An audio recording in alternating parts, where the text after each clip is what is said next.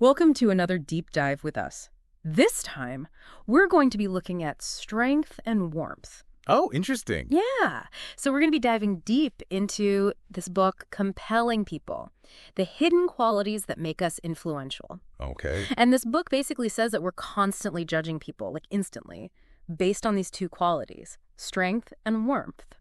So we thought it would be interesting to kind of unpack that a little bit, see how they play out in our own lives, and, see if we can become more compelling people. Absolutely. I think that's something we can all relate to, right? I mean, we all want to be more compelling. Exactly. But it's interesting that the authors are really looking at this through the lens of strength and warmth.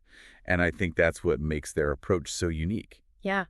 So maybe let's start with just defining those two things. Sure. The book kind of breaks it down. Strength is about the ability to act on your intentions. Right. So it's that sense of competence, maybe even influence. You think of someone who's strong, they're able to get things done. Yeah. And so like a surgeon, for example. It's like someone with steady hands and years of experience. We'll kind of instinctively respect that, right? Right. That ability to execute, to make things happen. Yeah. And then warmth is about, those shared interests. Yeah. Connection. It's about feeling understood, feeling cared for, like that friend who always knows just the right thing to say to make you feel better. Yeah, exactly. They just radiate warmth. Yeah. And I thought it was really interesting how they kind of talk about the biological basis for this. Oh, yeah. So it's like, it's not just like some fuzzy feeling. Right. There's actually like a scientific underpinning to this. So testosterone plays a role in strength, and then oxytocin. Sometimes called the love hormone. Exactly. Yeah. That's tied to warmth. So it's like we're almost hardwired to kind of make these judgments. It's like this primal instinct, sizing each other up. Right. Friend or foe, can we trust this person? All of that. Right, exactly. And they talk about this thing called the leader's dilemma. Which is that it's really hard to project both strength and warmth. Yeah. At the same time. At the same time. It's almost like a seesaw, right? Yeah. You pump up one quality and the other one can go down. Right, exactly. And so, they talk about Machiavelli, way back in the day, who is all about strength, right? Better to be feared than loved, he said. Exactly, yeah. And then centuries later, you have the Beatles singing, All You Need Is Love. Right, emphasizing that warmth, that connection. Right. So it seems like, particularly today, like in a professional setting, you kind of need both, right? Absolutely. I think in today's world, it's all about finding that balance. Right. Which, as you can imagine, is often easier said than done. Yeah, for sure. One thing that I thought was really interesting that they talk about is this tomato rule. Oh, yes. Which I thought was a very vivid analogy. It is. It really sticks with you. So basically, the idea is that, one frost can wipe out your whole tomato crop. Yeah, and so they're saying, like, one cold incident can kind of permanently damage perceptions of your warmth. Right. But on the other hand, one display of strength can have a much longer lasting positive impact. Yeah. So it's like, first impressions. They really do matter. Like, we might forgive a lapse in strength. Yeah. But a lack of warmth, that can stick with us. Absolutely. Makes you think twice about how you come across, especially those initial encounters. Yeah. And then they kind of go on to talk about how this all kind of shapes our feelings. And they have this matrix, which I thought was interesting. I love a good visual, don't you? Yeah. It really helps to clarify things. Yeah. And so they basically divide it into 4 quadrants. Right. And each quadrant represents a different combination of strength and warmth. And each combination evokes a very distinct emotion. Right, yeah. So, high strength, high warmth. You've got those individuals we admire. Think Oprah Winfrey, right? Right. She embodies both, inspires trust, loyalty. Yeah, exactly. And then you have the high strength. But low warmth. Yes. So maybe like a really successful CEO. Oh, yeah. But known for being kind of ruthless. Right. They might command respect, but they lack that genuine connection. Yeah. And then you have the low strength. High warmth. Right. So that's the person who's super likable. Yes. But maybe not taken as seriously.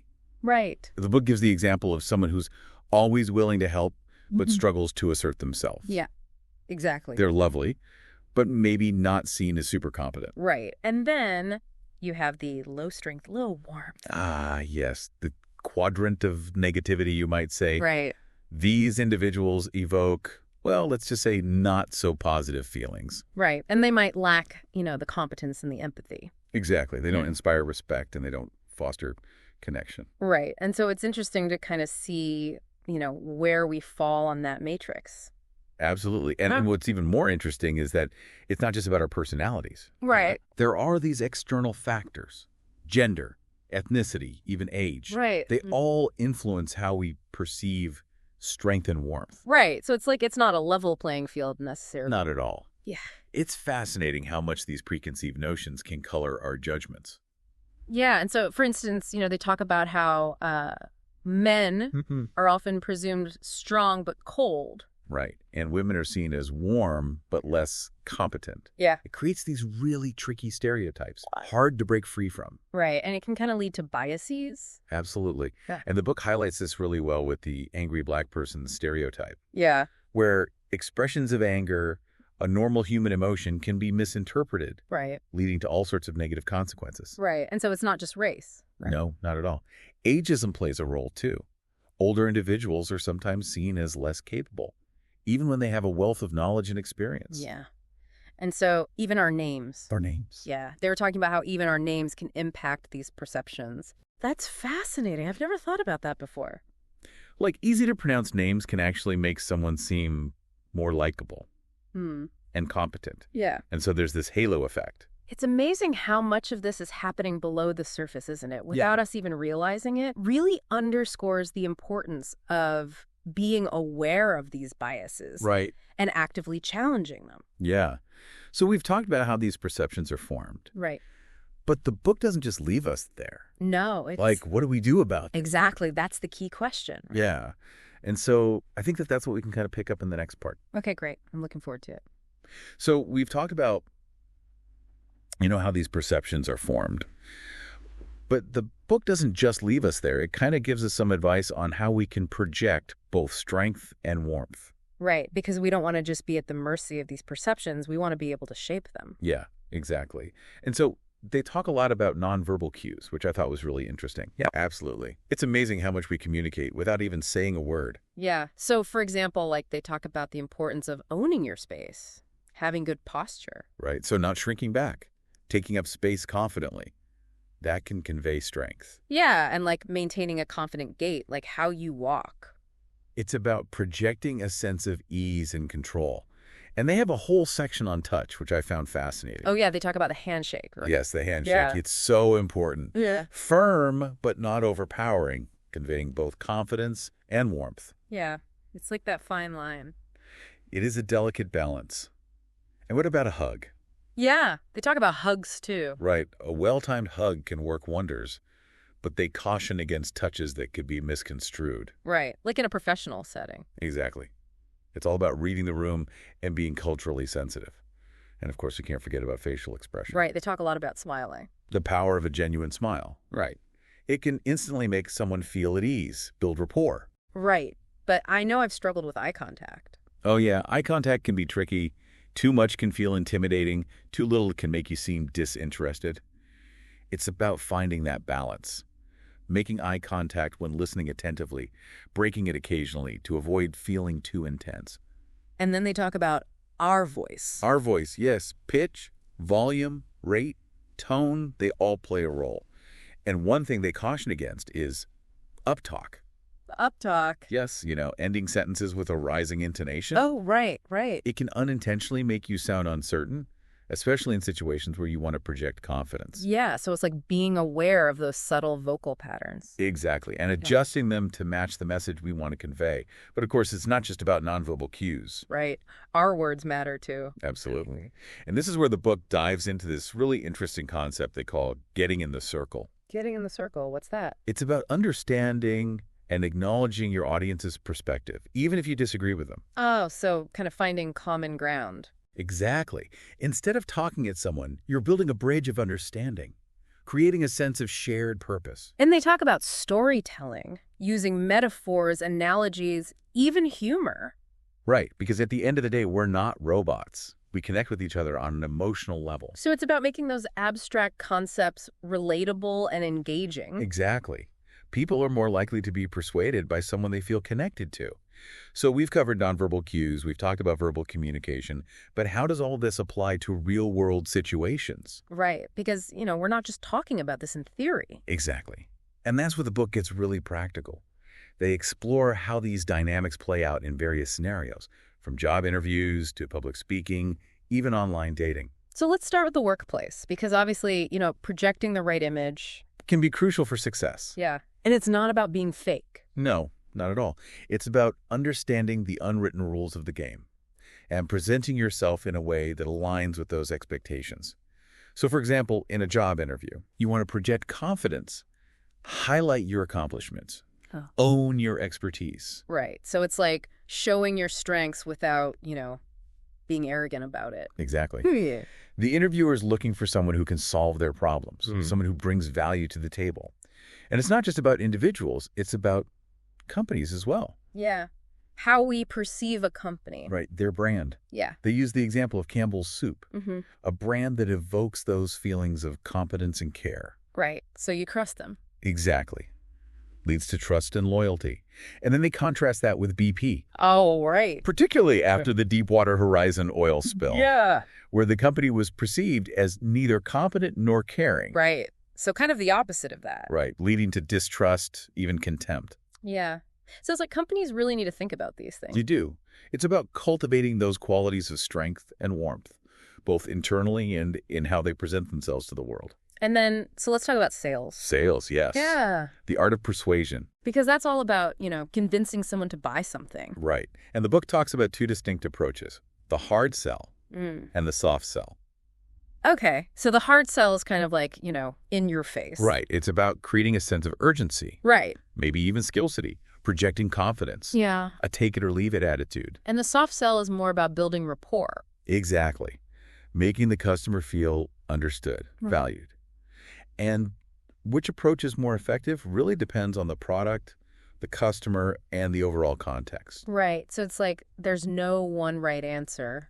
Not at all. Yeah. But regardless of the approach, the book emphasizes the importance of storytelling, creating a shared experience. So kind of drawing the customer in. Exactly. Making them feel like they're part of something bigger. And this is where getting in the circle comes back into play. Okay, yeah. Understanding your customer's needs, their desires, their pain points, and tailoring your message accordingly. Because ultimately, people buy from people they like. Right. They do. People buy from people they like and trust. Right. Okay, so that's sales. Right. And then, moving beyond sales, the book tackles leadership. Oh, yeah. Arguing that effective leaders need to project both strength and warmth to inspire respect and loyalty. They use the example of Martin Luther King Jr., who combined unwavering strength with deep compassion. Right. Inspiring a movement. Exactly. Through his authentic display of both qualities. So it's not about being like a dictator or, a pushover. Right. It's about finding that sweet spot. Assertive, yet approachable. Decisive, yet empathetic. And what I find really encouraging is that the book suggests that leadership isn't just about innate qualities. Right. It's about skills that can be learned and developed over time. Right. And one of those skills, even in today's digital world, is public speaking. Public speaking, yes. The ability to command a room, convey your message effectively, it's a valuable asset. Yeah. But it can be nerve-wracking for a lot of people. Oh, for sure. So the book offers some really practical tips for managing anxiety and projecting confidence. One key piece of advice is to practice, practice, practice. And not just any practice. They recommend recording yourself. Oh, wow. So you can see how you come across. Exactly. It's like holding up a mirror, which can be a bit daunting, but incredibly helpful. Helps you identify any nervous habits. Right. Unconscious cues that might be undermining your message. They also suggest this technique they call the phone booth technique. The phone booth technique. Yes, where you step away from the crowd before you speak. Take a moment to calm your nerves. Visualize yourself delivering a confident, engaging speech. Oh, that's interesting. So it's kind of like creating that mental space. Exactly, where you can tap into your inner strength and warmth.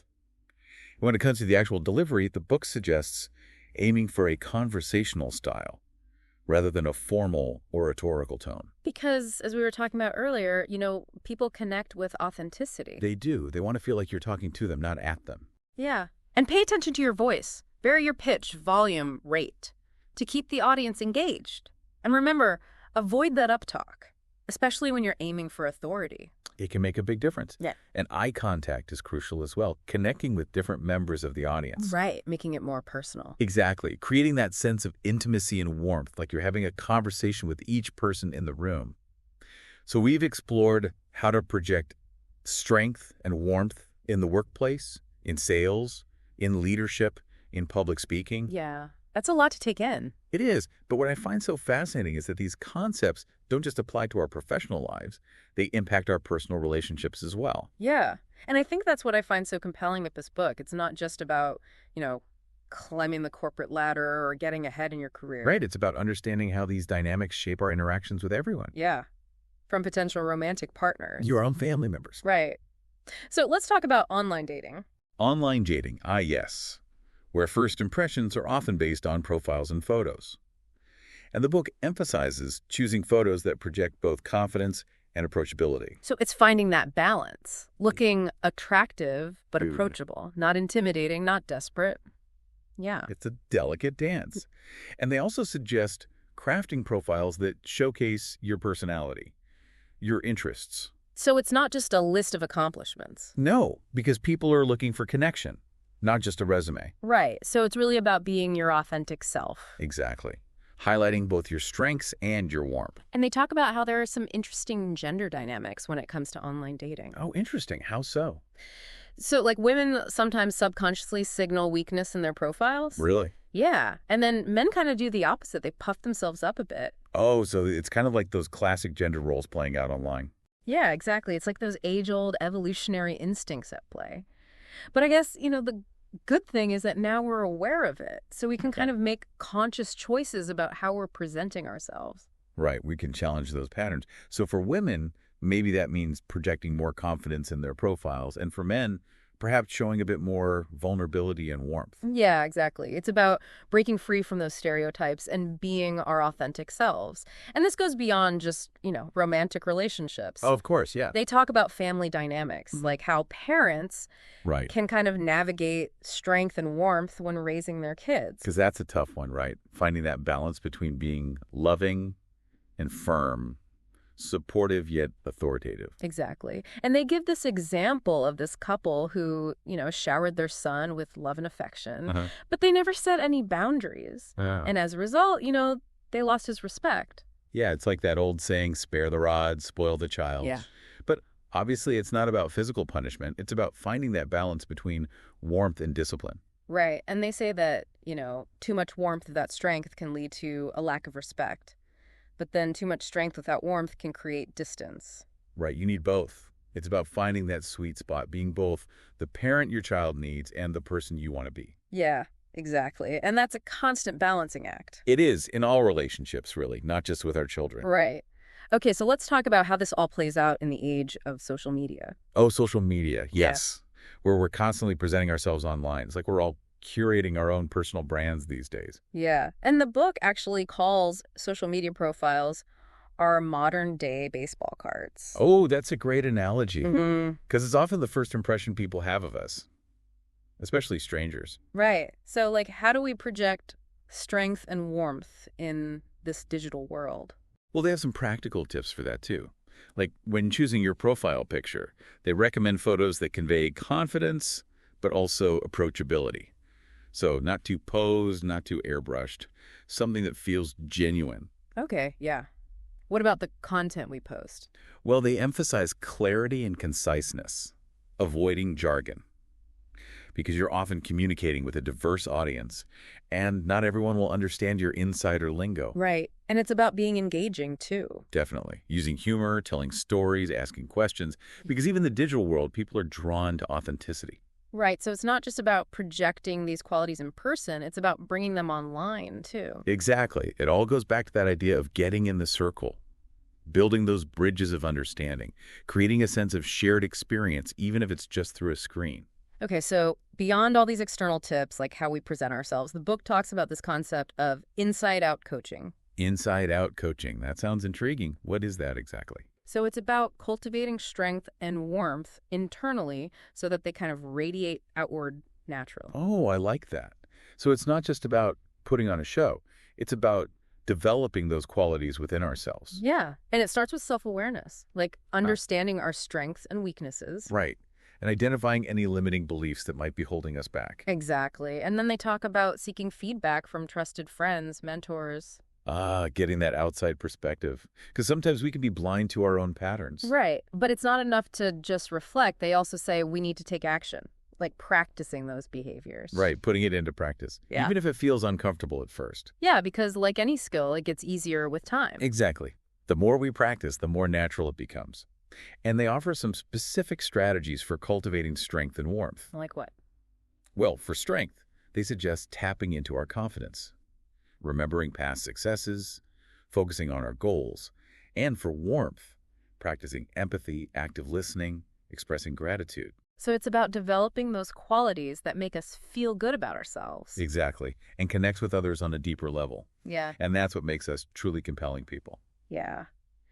Well, it's been a fascinating deep dive exploring strength and warmth. We've talked about everything from, those first impressions to social media. And it seems like these concepts really do permeate every aspect of our lives. They do. And the key takeaway for me is that we have more control than we think. We can consciously cultivate these qualities and become more effective in our interactions. Yeah. We're not just stuck with what we're born with. And I think that's a really empowering message. It is. And the book ends with this great question.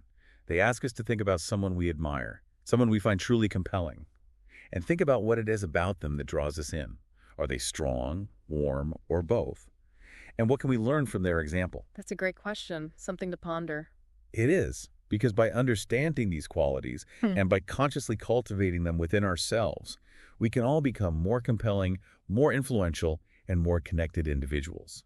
Yeah, I think that's a great place to leave it. So until Yeah. next time, keep diving deep. Absolutely.